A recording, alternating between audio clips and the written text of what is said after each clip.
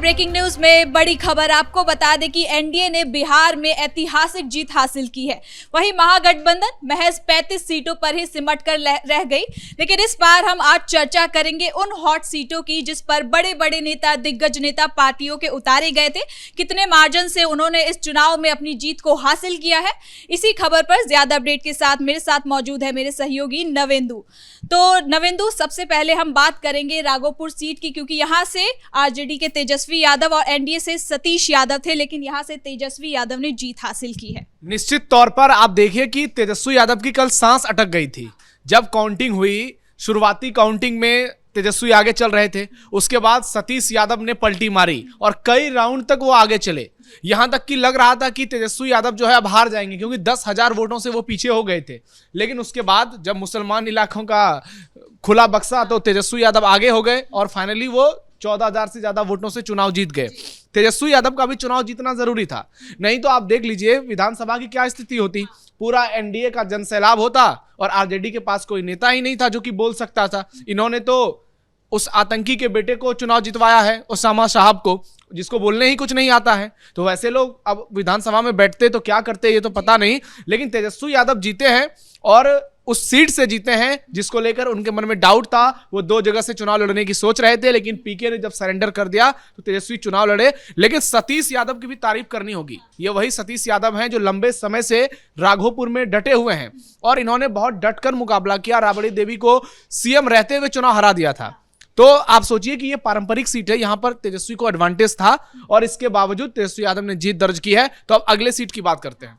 अगले सीट की ओर चलते हैं, तारापुर की बात करते हैं। तो यहाँ से सम्राट चौधरी थे एनडीए की तरफ से। देखिए, मैं तो शुरू से कह रहा था, क्योंकि मेरे घर के बगल का हिस्सा है तारापुर, मैं बचपन से वहां रहा हूं, तो मुझे पता था कि वहां का समीकरण क्या होना है। और मैं बार बार इस बात को कह रहा था कि सम्राट चौधरी चुनाव जीतेंगे, क्योंकि वो फैक्टर नजर आ रहा था। युवा इस बात की तस्दीक कर रहे थे कि सम्राट चौधरी जो है वो हिंदूवादी नेता है। आप देखिए तस्वीरों में भगवा पगड़ी इनके सिर पर नजर आ रहा है। हालांकि कभी इन्होंने नीतीश कुमार को कुर्सी से उतारने के लिए कसम खाई थी कि जब तक उनको हटाएंगे नहीं तब तक पगड़ी नहीं खोलेंगे।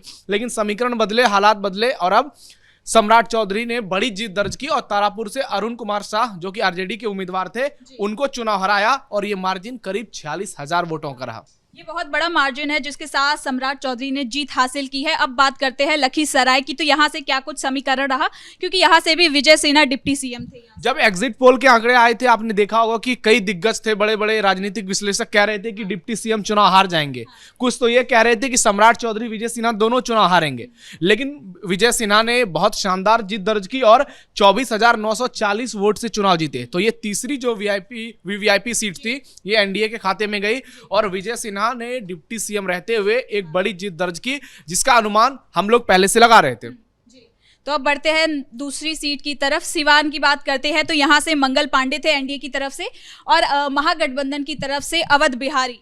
ये भी बहुत दिलचस्प सीट था, क्योंकि मंगल पांडे चुनाव लड़ रहे थे। लंबे समय से वो एमएलसी के तौर पर थे और बिहार सरकार में स्वास्थ्य मंत्री की जिम्मेदारी उन्हें दी गई थी और उन पर पहले सवाल उठते थे कि मंगल पांडे चुनाव क्यों नहीं लड़ते हैं। लेकिन इस बार बीजेपी आलाकमान ने फैसला किया कि कई नेता चुनाव लड़ेंगे जो चुनाव नहीं लड़ते थे और सम्राट चौधरी का भी नाम उसमें था। हालांकि सम्राट चौधरी पहले विधायक रह चुके हैं कई बार, लेकिन बहुत दिन के बाद इस बार फिर से उनको उतारा गया, मंगल पांडे को उतारा गया और मंगल पांडे ने भी करीब 10,000 वोटों से चुनाव में जीत दर्ज की। हालांकि अवध बिहारी चौधरी ये भी मजबूत दावेदार थे वहां से चुनाव जीतने को लेकर, लेकिन जिस तरह से चुनावी मैनेजमेंट किया, क्योंकि मंगल पांडे को बहुत एक्सपीरियंस है चुनाव लड़ने और लड़वाने का। कई राज्यों में बीजेपी के प्रभारी हैं, चाहे पश्चिम बंगाल हो, हिमाचल प्रदेश हो, तो ऐसे में मंगल पांडे ने बहुत अच्छा चुनावी मैनेजमेंट किया और यहां से वो चुनाव जीत गए।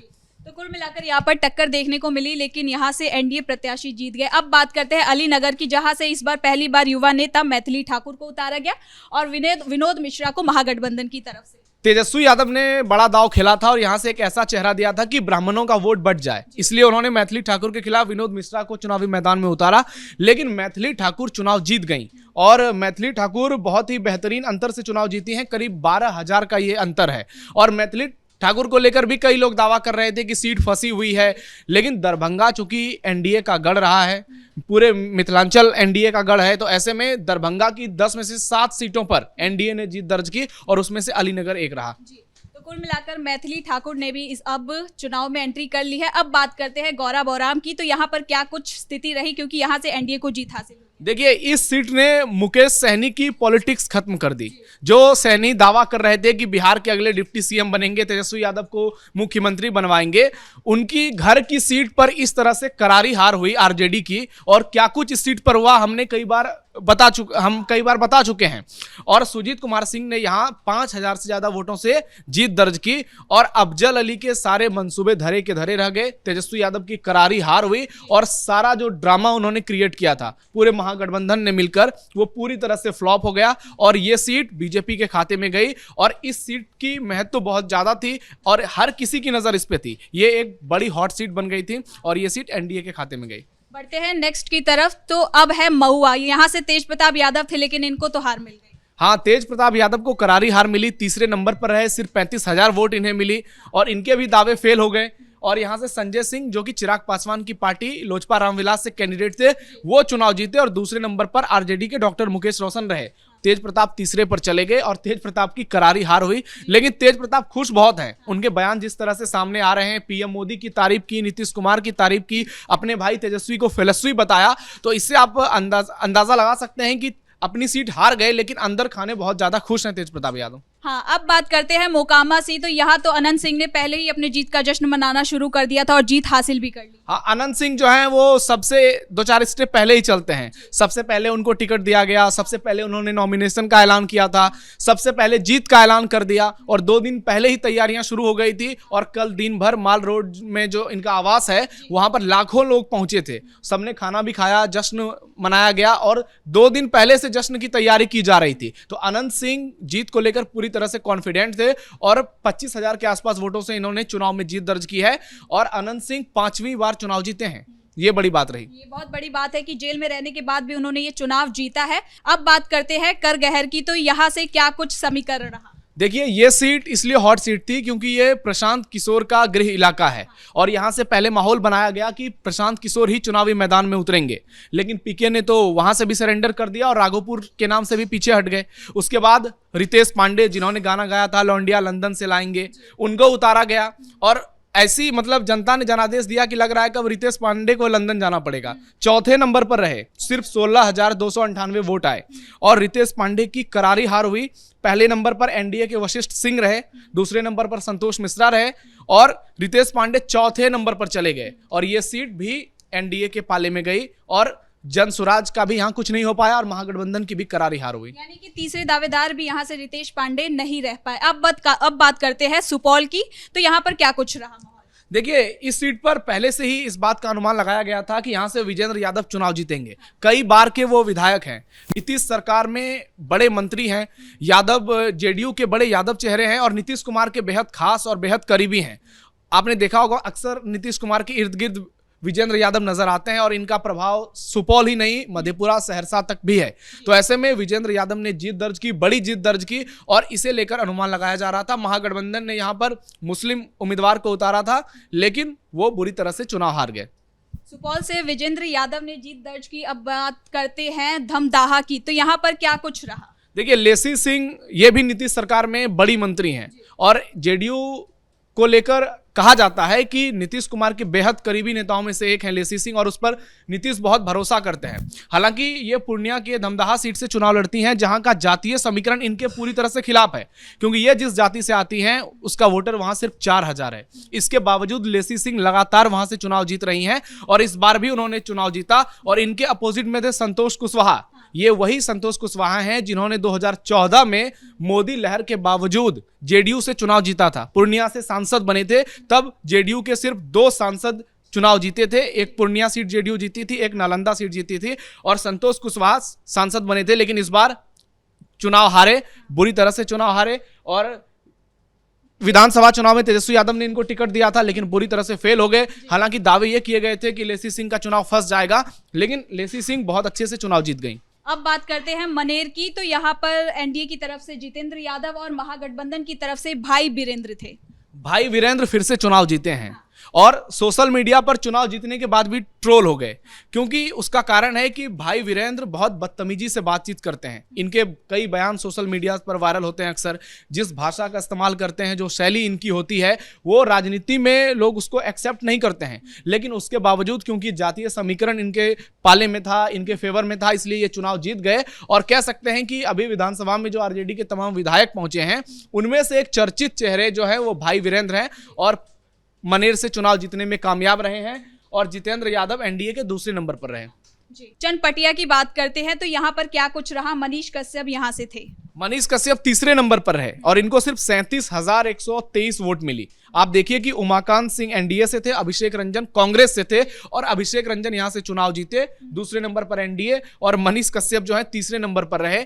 पहले बीजेपी में शामिल हुए थे, फिर बीजेपी छोड़ी, उसके पहले क्या क्या हुआ वो हर किसी को मालूम है। फिर जनस्वराज में आए और इनके कई वीडियोस वायरल हो रहे हैं जिसमें ये पीके को सीएम बनाते हुए नजर आए थे। लेकिन मनीष कश्यप खुद अपना चुनाव हार गए और अब देखना यह होगा कि मनीष कश्यप क्या पीके का साथ छोड़ते हैं। बहुत जल्द दूसरी पार्टी में ये शामिल हो सकते हैं। तो यहाँ से कांग्रेस ने खाता खोला है। अब बात करते हैं अमौर की, तो यहाँ पर क्या कुछ रहा? ये बहुत हॉट सीट थी, इंपॉर्टेंट सीट थी, क्योंकि यहाँ से ओवैसी की पार्टी के जो प्रदेश अध्यक्ष हैं अख्तरुल ईमान, वो चुनावी मैदान में थे और उन्होंने शानदार जीत दर्ज की है। 25,000 से ज्यादा का मार्जिन है और इस सीट को लेकर अनुमान लगाया जा रहा था कि यहाँ से अख्तरुल ईमान ही चुनाव जीतेंगे। जनस्वराज ने भी मुस्लिम कैंडिडेट दिया था, एनडीए ने भी मुस्लिम कैंडिडेट दिया था और आप देखिए कि जेडीयू ने भी मुस्लिम कैंडिडेट दिया था। लेकिन इसके बावजूद दूसरे नंबर पर जेडीयू रही और सवा जफर ने बहुत शानदार चुनाव लड़ा। लेकिन अख्तरुल ईमान वो चुनाव जीतने में कामयाब रहे और ओवैसी फैक्टर यहां पर पूरी तरह से नजर आया। पहले राउंड से ही ये लीड कर रहे थे और अंतिम राउंड तक लीड करते रहे। अब बात करते हैं झंझारपुर की, तो यहाँ पर क्या कुछ रहा?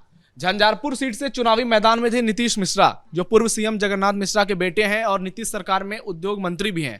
झंझारपुर से नीतीश मिश्रा ने बड़ी जीत दर्ज की, करीब 55,000 वोटों का इनका मार्जिन है। तो बीजेपी के जो कई विधायक हैं जिन्होंने 50,000 का आंकड़ा पार किया है, उनमें से एक है नीतीश मिश्रा और इन्होंने चुनाव में जीत दर्ज किया है। और ये अनुमान लगाया जा रहा है कि हो सकता है जब मंत्रिमंडल का गठन हो तो फिर से एक बार मंत्री बनते हुए ये नजर आएंगे। यहाँ से जीत का मार्जिन बहुत ही ज्यादा रहा। अब बात करते हैं बांकीपुर की, यहाँ से नितिन नवीन है एनडीए की तरफ से और महागठबंधन की तरफ से रेखा गुप्ता। देखिए, नितिन नवीन लगातार चुनाव जीतते आ रहे हैं, 4 बार वो विधायक रह चुके हैं, ये 5वीं बार चुनाव जीते हैं और 45,000 के आसपास इनका जीत का मार्जिन है। नितिन नवीन की ये जो सीट है बांकीपुर, वो बीजेपी का गढ़ माना जाता है। नितिन नवीन के पिता भी यहां से चुनाव जीत चुके हैं कई बार। उसके बाद नितिन नवीन ने जब से कमान संभाली है तो तब से नितिन नवीन लगातार चुनाव जीतते हुए आ रहे हैं। इनका प्रभाव है, इन्होंने एक अपनी इमेज बनाई है। पथ निर्माण मंत्री हैं बिहार सरकार में और इन्होंने काम भी कराए हैं, पटना से लेकर पूरे बिहार तक में बड़े बड़े काम कराए हैं, जिसका फायदा इन्हें मिल रहा है। क्योंकि हम ग्राउंड रिपोर्टिंग करने यहां भी पहुंचे थे बांकीपुर, तो लोग जो है एक मुश्त इनकी ओर नजर आ रहे थे। तो बांकीपुर में इस बार जनता ने एक बार फिर से काम को चुना है। अब बात करते हैं कुटुंबा विधानसभा सीट की।